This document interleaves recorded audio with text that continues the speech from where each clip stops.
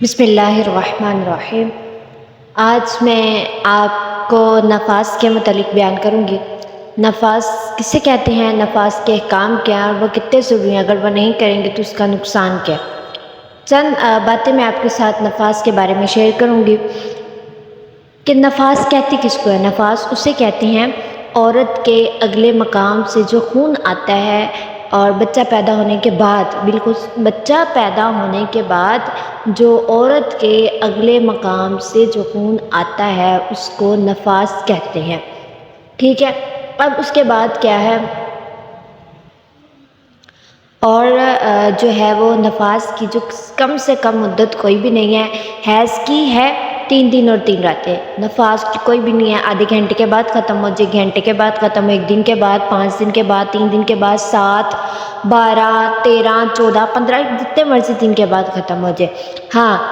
زیادہ سے زیادہ جو مدت ہے 40 دن کی ہے، 40 دن اور 40 راتوں کی، جس کے 40 دن 40 رات سے اوپر ہو جائیں گے اس کو ہم استحاضہ کہیں گے، نفاس نہیں کہیں گے۔ اور کسی عورت کے وہاں بچہ پیدا ہوا اور آدھا بچہ باہر نکلا اور اس کے بعد جو خون آیا وہ استحاضہ کا ہے، ٹھیک ہے۔ اب کیا ہے، اگر آدھا بچہ نہیں، آدھے بچے سے زیادہ بچہ نہیں ہے بلکہ اس سے کم ہے، تو پھر جو خون آئے گا وہ نفاس نہیں ہے بلکہ وہ استحاضہ ہے۔ پھر اس کے علاوہ اگر کسی عورت کے ہاں پہلی دفعہ جو ہے وہ بچہ پیدا نہیں ہوا بلکہ پہلے بھی بچے پیدا ہوتے رہے ہیں،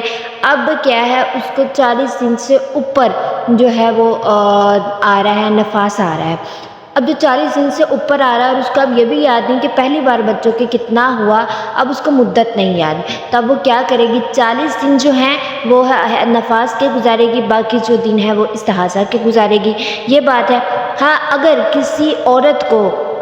مدت یاد ہے، کسی عورت کو اپنے پہلے بچوں کی بار جو نفاس کی مدت ہے وہ اس کو یاد ہے، تو اب کی بار وہی مدت کو سامنے رکھے گی، یعنی کہ پہلے اس کی 5 دن کی تھی، 7 کی تھی، 12 کی تھی، 20 کی تھی، وہ وہی رکھ کر اس دن وہ غسل کر لے گی، اس کے بعد جتنے بھی ہیں وہ سب کیا ہے اس کا چلا جائے گا، استحاضہ میں چلا جائے گا۔ اب ایک اور مسئلہ جو آپ کو بہت غور سے سنا ہوگا، اب کسی عورت کو 40 دن سے بھی اوپر نفاس آ رہا ہے، 40 دن سے اوپر نفاس آ رہا ہے، اب ظاہر سی بات ہے کہ جو عورت ہے 40 دن سے اوپر آ رہا ہے اس کے بعد اس کو حیض بھی تو آئے گا۔ اب 40 دن کے اوپر آ رہا ہے، وہ آ ہی جا رہا ہے اور کئی مہینوں تک لگاتار وہ چل رہا ہے۔ اب کیا ہوگا کہ جو 40 دن ہیں وہ نفاس کے کاؤنٹ کرے گی، اس کے بعد بھی اب خون آ رہا ہے۔ اب 15 دن جو گزر رہے ہیں وہ استحاضہ کے ہیں، 15 جب 16 دن ہوں گے، 16واں دن یعنی 40 دن کے بعد جو 15 دن گزریں گے وہ استحاضہ کے، 16ویں دن وہ حیض شمار کرے گی۔ حیض کے جو دن ہیں 10 دن ہے جو مدت ہے وہ گزارے گی، پھر ابھی بھی بلیڈنگ نہیں رک رہی، پھر اس کے بعد وہ کیا کرے گی، پھر اس کے 15 دن استحاضہ کے شروع ہو جائیں گے، پھر 16واں دن دوبارہ اس کا حیض کا شروع ہو جائے گا۔ اس طریقے سے جو ہے وہ مطلب کہ نفاس کے جو ہے وہ احکام ہیں۔ اور اگر کسی عورت کے ہاں جو ہے وہ حمل ساقط ہو گیا، حمل گر گیا ہے، تو پھر اس صورت میں جو اس کو خون آئے گا وہ نفاس ہے، یعنی اگر بچے کے اعضاء بن چکے ہیں